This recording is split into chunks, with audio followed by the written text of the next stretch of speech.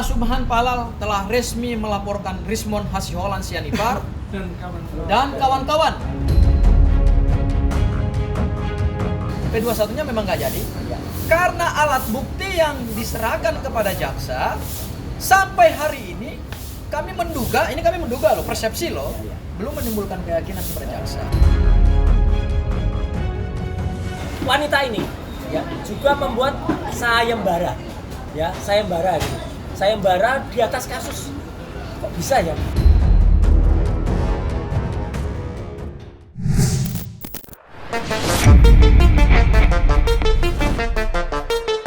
Polemik ijazah mantan Presiden Joko Widodo yang diragukan keasliannya oleh sejumlah pihak tidak hanya berbuntut panjang tetapi juga memakan korban.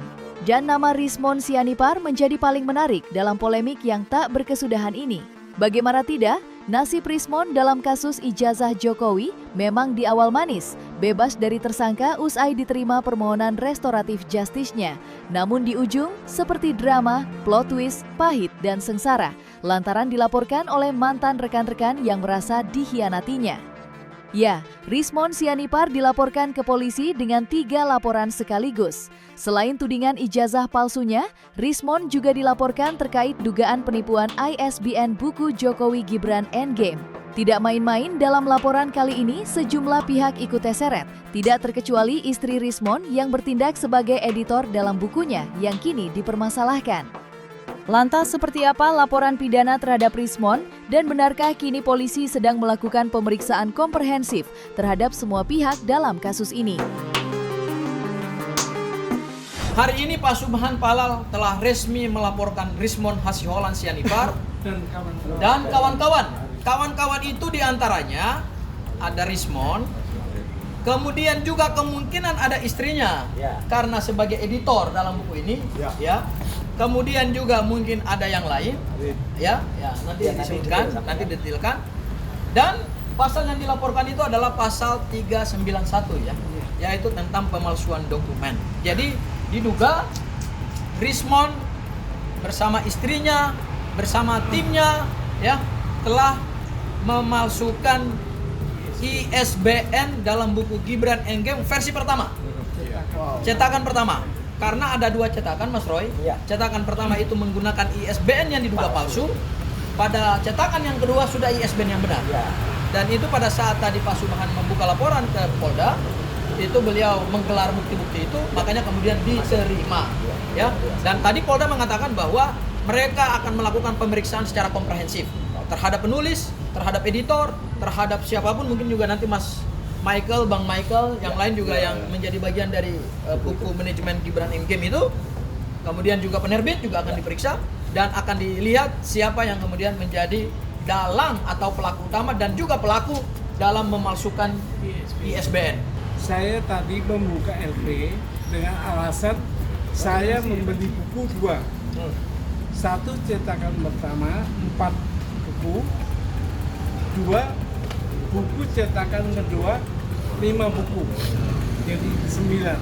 Nah, buku itu saya lihat kok ISBN-nya beda, yang cetakan ke-1 sama cetakan kedua. Sedangkan buku itu adalah saya berikan kepada ketua DPR RI. Itu satu. Kedua, buku itu juga saya jadikan bukti di pengadilan baik Jakarta Pusat maupun PT UN. Yang palsu itu? Yang palsu, dua-duanya Pak, yang palsu itu. Nah, akhirnya penyidik kalau melihat kerugian material itu nggak sampai 1 juta. Tapi materialnya nggak terhingga, makanya diterima LP-nya. Karena penyidik harus bilang, ISBN itu ibarat kita punya KTP, identitas bagi penulis dan pemilik buku. Jadi nggak sembarangan ISBN itu. Rismon Sianipar tidak hanya dilaporkan soal tudingan ijazah palsu dan dugaan penipuan ISBN buku Gibran Endgame, tetapi juga diperkarakan dengan tuduhan penipuan dan penggelapan terkait karya ilmiahnya yang dibukukan dengan judul Jokowi White Paper. Kali ini yang melaporkan adalah Irwan yang mengaku telah ditipu oleh Rismon. Buku Jokowi White Paper sejak kemunculannya tidak hanya menggegerkan, tetapi juga mengundang banyak tanya, terutama mengenai tesisnya yang dengan tegas mengatakan ijazah Jokowi palsu. Belakangan Rismon mengubah tuduhannya dan mengakui jika ijazah Jokowi asli dan berjanji akan menarik buku Jokowi White Paper atas kesalahannya. Dari kelabilan penelitiannya itulah, Rismon dilaporkan oleh salah satu pembeli bukunya yang merasa telah ditipu. Dan seperti apa laporan terhadap Rismon, dan benarkah polisi sedang mendalam kasus ini? Di tim kami ini ada 2 LP. LP dugaan tindak pidana penipuan penggelapan. Pelapornya adalah Bang Irwan, nanti Bang Irwan menyampaikan sedikit. Dan yang kedua, dugaan tindak pidana pemalsuan dokumen. Pelapornya adalah Pak Subhan Palal, penggugat Gibran tidak punya ijazah SMA. Ya.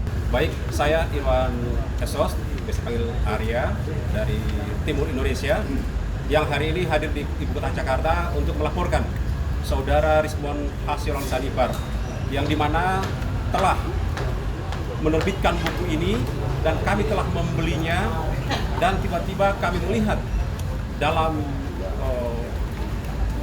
media televisi maupun melalui YouTube telah menyatakan bahwa isi buku ini tidak sesuai apa yang dia telah tulis, sehingga kami merasa ditipu dan kami membuatkan laporan di Polda Metro Jaya.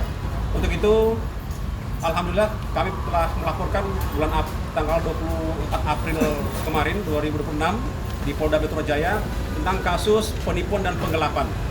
Dan tiba-tiba kami sangat shock dengan pernyataannya Pak Rismon bahwa dia menganulir isi buku yang ada di dalam buku yang telah ditulisnya, sehingga kami merasa tertipu. Sehingga kami membuatkan laporan di Polda Metro Jaya ini, dan alhamdulillah kami sudah ditindaklanjuti laporan kami beberapa minggu yang lalu ini. Kami setelah diperiksa, alhamdulillah telah diterima oleh penyidik. Sementara itu, tersangka dalam kasus fitnah dan pencemaran nama baik, Roy Suryo, terkait ijazah Jokowi yang diragukan keasliannya, turut buka suara mengenai isu P21 yang belakangan ini sedang ramai menuai banyak perhatian. Roy Suryo, yang hadir bersama para pelapor Rismon di Polda Metro Jaya, mempertanyakan informasi yang didapat para relawan dan pendukung Jokowi termasuk tim hukumnya yang sempat sesumbar mengenai berkas. Roy Suryo dan Dr. Tifa akan segera diumumkan lengkap alias P21. Sebab sampai dengan hari ini, Kejaksaan Tinggi DKI Jakarta belum juga mengumumkan berkas perkara. Roy Suryo dan Dr. Tifa sebagaimana klaim para pendukung Jokowi dalam beberapa hari ini yang meyakini P21 akan segera diumumkan. Lantas, apa kata Roy Suryo yang kesal mendengar klaim sepihak para pendukung Jokowi mengenai isu P21 yang sedang ramai akhir-akhir ini?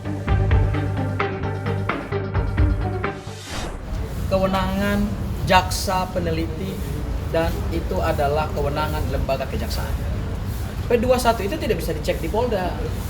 Kalau P21 itu dicek di Polda, ya pasti sudah diumumkan oleh Polda. Hari ini diterbitkan oleh Polda, hari itu juga diumumkan. Jadi kita memahami P21 adalah P21 ini adalah produk kejaksaan, bukan produk Polda Metro Jaya. Dan ketika P21 ini sampai hari ini belum keluar, jangan kita melampaui kewenangan jaksa. Apalagi, Mas Roy, mohon maaf, ada termul yang memposting ada berkas, 5 berkas, ada jaksa yang meneliti berkas. Memangnya mereka bisa masuk ke dalam lembaga kejaksaan? Masuk ke lembaga kejaksaan saja itu pakai sistem. Hanya orang-orang yang punya kepentingan yang bisa masuk ke kejaksaan. Katanya ada termul-termul yang masuk kemudian memfoto dan kemudian diposting. Janganlah. Ayo kita didik masyarakat untuk taat dan sadar hukum. P21-nya memang nggak jadi. Karena alat bukti yang diserahkan kepada jaksa sampai hari ini kami menduga loh, persepsi loh, belum menimbulkan keyakinan kepada jaksa. Karena gini, berdasarkan KUHP, hanya batas waktu 7 hari bagi jaksa peneliti ketika menerima berkas itu secara administratif dan sah dan patut, 7 7 hari beliau harus menyatakan pendapat. Ini udah lebih. Jangan-jangan memang tidak lengkap berkasnya gitu. Sehingga perlu dikembalikan ke kejaksaan. Tapi kami tidak mendahului kejaksaan. Jangan seperti yang pihak termulia mengatakan ini P21, ini akan segera P21. Bang Anda jaksa. Anda kan koordinasinya sama penyidik. Hei, ini bukan kewenangan penyidik, ini kewenangan Kejaksaan Republik Indonesia. Yang kuatannya termul mengatakan P21. Gimana P21? Dominis litisnya, ya artinya yang paling dominan menentukan itu adalah pengendalinya adalah pihak kejaksaan. Ya, Polda Metro Jaya saja, ya itu kemarin menyatakan Pak Budi, Kombes Budi, namanya Budi dan tulisannya Budi, ya, itu mengatakan kita doakan. Jadi terima kasih. Polda Metro Jaya saja hanya bisa mendoakan karena bukan dia yang pengendalinya. Jadi pengendalinya adalah kejaksaan. Kok bisa? Tadi saya jelaskan ya, itu beredar video dan juga foto. Termul-termul itu katanya ada tumpukan berkas, terus itu ada nama-namanya. Ada Roy, Tifa, Mustab. Itu hoax ya. Dan itu sebenarnya kalau kemudian kejaksaan keberatan karena sama saja dengan kejaksaan kebobolan. Sudah ada orang yang bisa masuk dan memotret. Tuntut itu, termul-termul itu, ya, karena mereka lah yang kemudian menyebarkan hoax. Tidak hanya menanggapi isu P21, tetapi juga merespons tantangan atau sayembara yang sempat diutarakan pihak pendukung Jokowi. 2 diantaranya yang dimaksud Roy Suryo ialah 2 praktisi hukum Rahmat dan Eli Daneti yang merupakan kolega Rasman Arif Nasution. Mengenai tantangan atau sayembara senilai 10 juta hingga 5 miliar, Roy Suryo turut menghadirkan mantan Wakapolri, Ogro Seno. Lantas, apa jawaban Roy Suryo mengenai sayembara tersebut? Benarkah Roy Suryo menemukan delik pidana yang akan berujung pelaporan polisi? Ternyata Pak, wanita ini ya juga membuat sayembara, ya sayembara gitu. Sayembara di atas kasus. Kok bisa ya? Seorang lawyer yang katanya punya izin malah menawarkan sayembara. Sayembara atau taruhan atau apalah gitu. Nah, Pak Bro yang bisa lebih tahu. Sayembara 10 juta. Kalau dalam minggu ini, Mas Mike, ya padahal kan ini sudah Rabu, tidak jadi P21, maka dia akan memberi 10 juta rupiah. Temannya Rasman, lawyer yang ada di samping kanan itu yang malah menawarkan 5 miliar. Wow. Kayak gitu tuh. Itu namanya apa, Pak? Apa bisa itu hanya taruhan atau sayembara? Atau penipuan? Jadi gimana caranya? Jadi aktor intelektual yang membuat P21 menjadi perbuatan judi. Ya. Berarti menurut saya cukup memenuhi unsur pasal 426 dan 427 KUHP yang baru. Apa itu, Pak? Perjudian.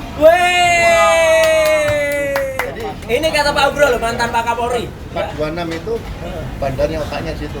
Nah, nanti yang 427 yang menggunakan di situ. Meskipun itu katanya saya kan cuma iseng. Oh, nggak bisa karena ini nanti akan dimanfaatkan orang. P21 itu akan dijudikan. Waduh. Nah, ini yang nggak boleh. Berarti dia intimidasi terhadap jaksa penuntut umum dan penyidik. Wah, fatal Walaupun ini. kata-katanya sayembara, tapi ini judi. Ya. Kan ada taruhan uang. Ada uang. Ini bahaya. Ada uangnya. Jadi hati-hati kalau berbicara seperti Eli Daneti dan kecumanan seperti itu. Iya. Jangan main-main. Jangan penegakan hukum dijadikan arena judi seperti sepak bola, ya kan, pengaturan skor dan sebagainya. Taruhan dan judi itu mirip, Pak? Atau lain lagi? Ya ini hampir sama perbuatan judi online. Jadi mereka memang basicnya kan, ya mohon maaf, Iya. karma judi online itu turunnya bagi yang menerima duit judi online tadi. Seperti itu. Atau mereka Ilegal. ini tempat-tempat tadi, di antara mereka ini sudah ada tempat-tempat, P21 nggak? Sudah tempat-tempat seperti itu. Jadi hal-hal seperti ini ke depan jangan sampai dilakukan untuk mengintimidasi, memengaruhi penegak hukum seperti apa yang terjadi kasus yang dilaporkan oleh Pak Jokowi tentang pencemaran dan pencemaran nama baik dan fitnah tadi. Jadi sekali lagi ini merusak citra penegak hukum di Indonesia.